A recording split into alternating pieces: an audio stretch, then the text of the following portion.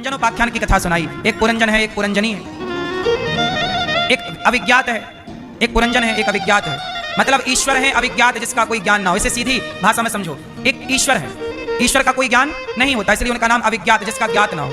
हम जीवात्मा ही पुरंजन है, हमारी बुद्धि ही पुरंजनी है। हम संसार में आते हैं और स्त्री और पुरुष में आसक्त हो जाते हैं, और आसक्ति में हमारे दिन महीने साल गुजरने लगते हैं, और ऐसे गुजरते गुजरते एक दिन फाइनल मृत्यु का टाइम आ जाता है।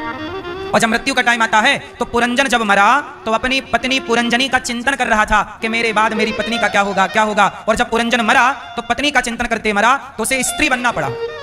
वो अगले जन्म में स्त्री बना, फिर उसकी पत्नी की हो गई, अगले जन्म में वो बना स्त्री, उसके पति की हो गई मृत्यु। तो पति के मरने पे वो सती होने जा रहा था। तब अविज्ञात ने पकड़ा, कहां जा रहा, तू तो मेरा मित्र था। 84 लाख योनियों में हम कितनी बार भटक गए। कभी इसे अपना बाप समझ बैठे, कभी इसे अपनी मां समझ बैठे, कभी इसे अपना बेटा समझ बैठे, कभी इसे अपना परिवारी जन समझ बैठे। पुनरपि जनन पुनरपि मरणम के चक्कर में पड़े हैं। इसलिए आप ये समझो कि संसार में कोई भी आपका नहीं है। अविज्ञात ने बताया कि मैं तेरा असली मित्र हूं। तो कहां पड़ गया? जब आपका संबंध ईश्वर से होगा तो 84 लाख योनियों में पड़े हुए प्राणी पर वो कृपा करके बचा लेंगे, और यदि संबंध ईश्वर से नहीं रखोगे तो भटकते रहोगे करोड़ों बार। इसलिए नाता एक राम जी से, दूजा नाता तोड़ दे, आशा एक राम जी की, दूजी आशा छोड़ दे। यदि एक ईश्वर की आशा है तो वो बचा लेंगे, अविज्ञात पहुंच गए बचाने।